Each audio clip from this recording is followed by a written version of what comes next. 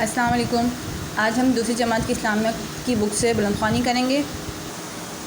Unit number 5 قرآن و حدیث، سبق نمبر 10 بادشاہ کا نیک عمل۔ پیارے بچوں، ایک تھا بادشاہ، اس کا نام تھا محمود غزنوی۔ ایک رات وہ جنگل میں راستہ بھول گیا اور ایک گاؤں میں جا پہنچا۔ گاؤں والے جانتے نہ تھے کہ یہ بادشاہ ہے۔ انہوں نے اسے ایک مٹی اور گھاس پھوس سے بنی ہوئی جھوپڑی میں سونے کے لیے جگہ دی۔ بادشاہ نے دیکھا کمرے میں ایک طاق بنی ہوئی ہے، طاق پر قرآن مجید رکھا ہوا ہے۔ بادشاہ نے سوچا کمرے میں صرف میں اور قرآن مجید ہیں، یہاں سونا مناسب نہیں۔ اس نے چاہا قرآن مجید کو اٹھا کر کہیں اور رکھ دے۔ پھر سوچا یہ تو بے ادبی ہے کہ میں اپنے آرام کے لیے قرآن کو جگہ سے ہٹاؤں۔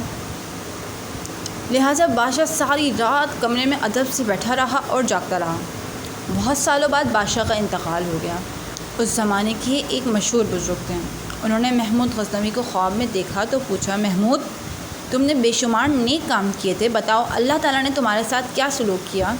بادشاہ بولا، بے شک میں نے بہت سے نیک کام کیے تھے، مگر اس رات جو میں قرآن کے ادب میں جاگتا رہا تھا، اللہ تعالیٰ کو وہ بات سب سے زیادہ پسند آئی اور اللہ نے مجھے بغیر حساب کتاب کے بخش دیا۔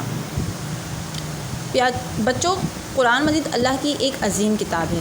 یہ کتاب اللہ نے اپنے محبوب رسول اللہ صلی اللہ علیہ وسلم پر نازل فرمائی اور قرآن کا ادب کرنا ہر مسلمان پر فرض ہے۔ قرآن کو چومنا، پاکیزہ جگہ پر رکھنا اور اسے شوق سے پڑھنا اللہ تعالیٰ کو بےحد پسند ہے۔ قرآن پڑھنے کے ساتھ ساتھ اسے سمجھنے کی بھی ضرورت ہوتی ہے۔ اگر آپ قرآن کے چھوٹے چھوٹے الفاظ کے معنی یاد کرتے چلے جائیں تو بہت جلد قرآن کے لفظی معنی سمجھنے کے قابل ہو جائیں گے۔ قرآن کا سب سے بڑا ادب یہ ہے کہ اسے روزانہ تھوڑا تھوڑا پڑھا جائے۔ بعض بچے اور بڑے بھی یہ سمجھتے ہیں کہ صرف قرآن کو چومنا اور ریشمی کپڑے میں لپیٹ کر اونچائی پہ رکھ دینا ہی ادب ہے۔ نہیں بچوں، یہ بہت بڑی غلطی ہے۔ قرآن ہماری ہدایت کے لیے نازل کیا گیا ہے، اسے پڑھنا اور سمجھنا بہت ضروری ہے، ساتھ ہی ساتھ اس کا ادب بھی لازمی ہے۔ ہمارے پیارے نبی صلی اللہ علیہ وسلم نے فرمایا، جس طرح لوہے کو زنگ لگ جاتا ہے، اسی طرح انسانوں کے دلوں کو بھی زنگ لگ جاتا ہے، اور دل کے زنگ کو دور کرنے کے لیے قرآن کی تلاوت کیا کرو۔ آپ صلی اللہ علیہ وسلم نے یہ بھی فرمایا، تم میں سب سے بہتر شخص وہ ہے جو قرآن سیکھے اور دوسروں کو سکھائے۔ بچوں، یہ محمود غزنوی بہت بڑا بادشاہ گزرا ہے۔ ایک ہندوستان میں ایک مندر تھا، سومناتھ کا مندر تھا، جہاں پہ سومناتھ نام کا ایک بہت بڑا بت نصب تھا۔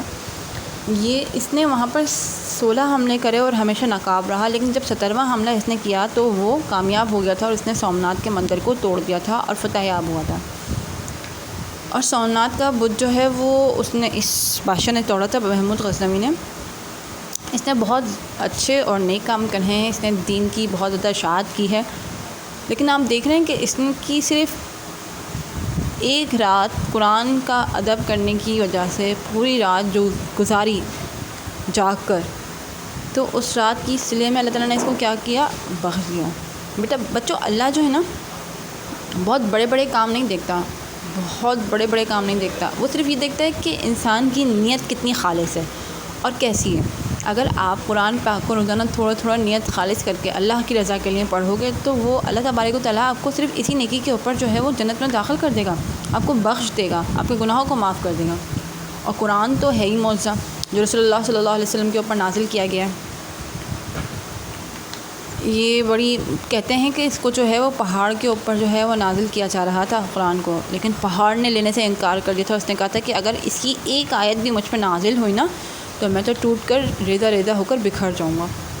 اس لیے جو ہے وہ قرآن کو کیا کیا؟ انسان کے اوپر نازل کیا گیا۔ انسان بڑی مضبوط مخلوق ہے اللہ کی، اس لیے قرآن جو ہے وہ کیا اترتا ہے؟ ڈائریکٹ دل پہ اترتا ہے، دماغ پہ نہیں، دل پہ اتارا جاتا ہے۔ تو آپ سب جو ہے وہ قرآن پڑھیں گے اور قرآن کا ادب بھی کریں گے، ٹھیک ہے؟